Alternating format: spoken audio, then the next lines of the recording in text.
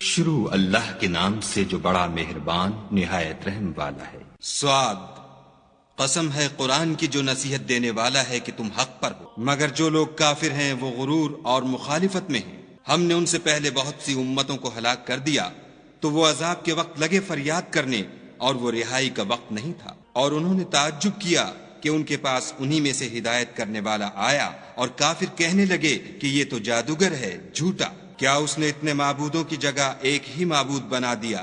یہ تو بڑی عجیب بات ہے۔ تو ان میں جو معزز تھے وہ چل کھڑے ہوئے اور بولے کہ چلو اور اپنے معبودوں کی پوجا پر قائم رہو، بے شک یہ ایسی بات ہے جس سے تم پر شرف و فضیلت مقصود ہے، یہ پچھلے مذہب میں ہم نے کبھی سنی ہی نہیں، یہ بالکل بنائی ہوئی بات ہے۔ کیا ہم سب میں سے اسی پر نصیحت کی کتاب اتری ہے؟ نہیں، بلکہ یہ میری نصیحت کی کتاب سے شک میں ہیں، بلکہ انہوں نے ابھی میرے عذاب کا مزہ نہیں چکھا۔ کیا ان کے پاس تمہارے پروردگار کی رحمت کے خزانے ہیں جو غالب اور بہت عطا کرنے والا ہے؟ یا آسمانوں اور زمین اور جو کچھ ان میں ہے ان سب پر انہی کی حکومت ہے، تو چاہیے کہ رسیاں تان کر آسمانوں پر چڑھ جائیں۔ یہاں شکست کھائے ہوئے گروہوں میں سے یہ بھی ایک لشکر ہے۔ ان سے پہلے نوح کی قوم اور عاد اور میخوں والا فرعون اور اس کی قوم کے لوگ بھی جھٹلا چکے ہیں، اور سمود اور لوط کی قوم اور بن کے رہنے والے بھی یہی وہ گروہ ہیں۔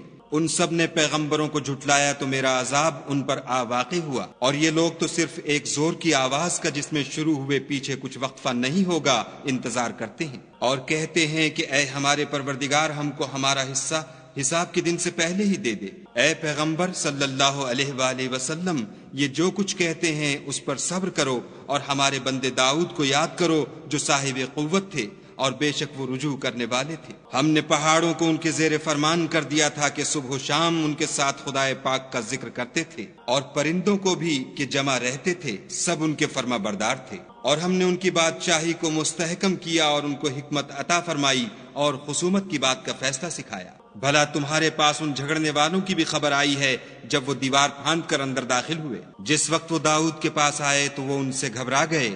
انہوں نے کہا کہ خوف نہ کیجیے، ہم دونوں کا ایک مقدمہ ہے کہ ہم میں سے ایک نے دوسرے پر زیادتی کی ہے، تو آپ ہم میں انصاف سے فیصلہ کر دیجیے اور بے انصافی نہ کیجیے گا، اور ہم کو سیدھا رستہ دکھا دیجیے۔ کیفیت یہ ہے کہ یہ میرا بھائی ہے، اس کے ہاں 99 دمبیاں ہیں اور میرے پاس ایک دمبی ہے، یہ کہتا ہے کہ یہ بھی میرے حوالے کر دے، اور گفتگو میں مجھ پر زبردستی کرتا ہے۔ انہوں نے کہا کہ یہ جو تیری دمبی مانگتا ہے کہ اپنی دمبیوں میں ملا لے، بے شک تم پر ظلم کرتا ہے، اور اکثر شریک ایک دوسرے پر زیادتی ہی کیا کرتے ہیں۔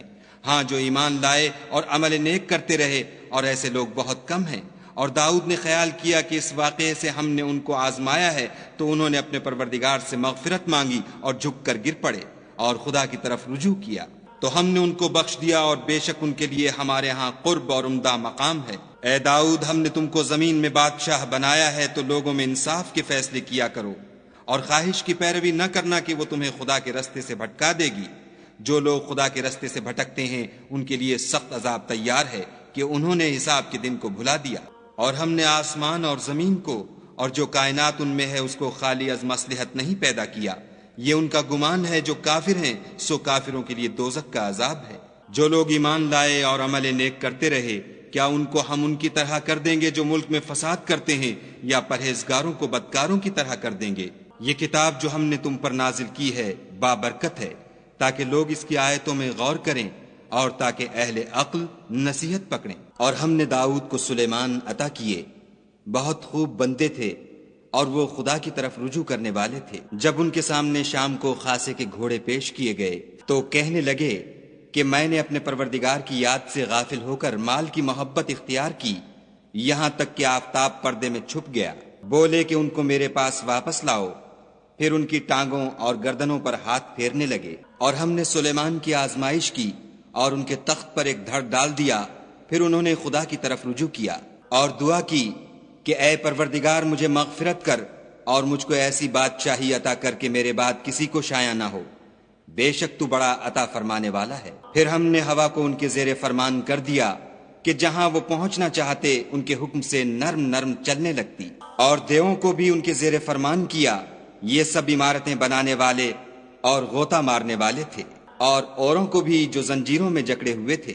ہم نے کہا یہ ہماری بخشش ہے، چاہو تو احسان کرو یا چاہو تو رکھ چھوڑو، تم سے کچھ حساب نہیں ہے، اور بے شک ان کے لیے ہمارے ہاں قرب اور عمدہ مقام ہے۔ اور ہمارے بندے ایوب کو یاد کرو جب انہوں نے اپنے رب کو پکارا کہ بار الہ، شیطان نے مجھ کو ایذا اور تکلیف دے رکھی ہے۔ ہم نے کہا کہ زمین پر لات مارو، دیکھو یہ چشمہ نکل آیا، نہانے کو ٹھنڈا اور پینے کو شیریں۔ اور ہم نے ان کو اہل و عیال اور ان کے ساتھ ان کے برابر اور بخشے، یہ ہماری طرف سے رحمت اور عقل والوں کے لیے نصیحت تھی۔ اور اپنے ہاتھ میں جھاڑو لو اور اس سے مارو اور قسم نہ توڑو، بے شک ہم نے ان کو ثابت قدم پایا، بہت خوب بندے تھے، بے شک وہ رجوع کرنے والے تھے۔ اور ہمارے بندوں ابراہیم اور اسحاق اور یعقوب کو یاد کرو جو قوت والے اور صاحب نظر تھے، ہم نے ان کو ایک صفت خاص آخرت کے گھر کی یاد سے ممتاز کیا تھا، اور وہ ہمارے نزدیک منتخب اور نیک لوگوں میں سے تھے۔ اور اسماعیل اور الیسع اور ذوالکفل کو یاد کرو، وہ سب نیک لوگوں میں سے تھے۔ یہ نصیحت ہے اور پرہیزگاروں کے لیے تو عمدہ مقام ہے۔ ہمیشہ رہنے کے باغ جن کے دروازے ان کے لیے کھلے ہوں گے، ان میں تکیے لگائے بیٹھے ہوں گے، اور کھانے پینے کے لیے بہت سے میوے اور شراب منگاتے رہیں گے، اور ان کے پاس نیچی نگاہ رکھنے والی اور ہم عمر عورتیں ہوں گی۔ یہ وہ چیزیں ہیں جن کا حساب کے دن کے لیے تم سے وعدہ کیا جاتا تھا، یہ ہمارا رزق ہے جو کبھی ختم نہیں ہوگا۔ یہ نعمتیں تو فرما برداروں کے لیے ہیں، اور سرکشوں کے لیے برا ٹھکانہ ہے، یعنی دوزخ جس میں وہ داخل ہوں گے، اور وہ بری آرام گاہ ہے۔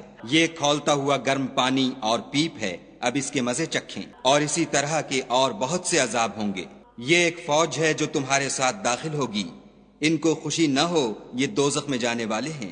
کہیں گے بلکہ تم ہی کو خوشی نہ ہو، تم ہی تو یہ بلا ہمارے سامنے لائے ہو، سو یہ برا ٹھکانہ ہے۔ وہ کہیں گے اے پروردگار جو اس کو ہمارے سامنے لایا ہے اس کو دوزخ میں دونا عذاب دے، اور کہیں گے کیا سبب ہے کہ یہاں ہم ان شخصوں کو نہیں دیکھتے جن کو بروں میں شمار کرتے تھے؟ کیا ہم نے ان سے ٹھٹھا کیا ہے یا ہماری آنکھیں ان کی طرف سے پھر گئی ہیں؟ بے شک یہ اہل دوزخ کا جھگڑنا برحق ہے۔ کہہ دو کہ میں تو صرف ہدایت کرنے والا ہوں، اور خدائے یکتا اور غالب کے سوا کوئی معبود نہیں، جو آسمانوں اور زمین اور جو مخلوق ان میں ہے سب کا مالک ہے، غالب اور بخشنے والا۔ کہہ دو کہ یہ ایک بڑی ہولناک چیز کی خبر ہے جس کو تم دھیان میں نہیں لاتے۔ مجھ کو اوپر کی مجلس والوں کا جب وہ جھگڑتے تھے کچھ بھی علم نہ تھا، میری طرف تو یہی وحی کی جاتی ہے کہ میں کھلم کھلا ہدایت کرنے والا ہوں۔ جب تمہارے پروردگار نے فرشتوں سے کہا کہ میں مٹی سے انسان بنانے والا ہوں، جب اس کو درست کر لوں اور اس میں اپنی روح پھونک دوں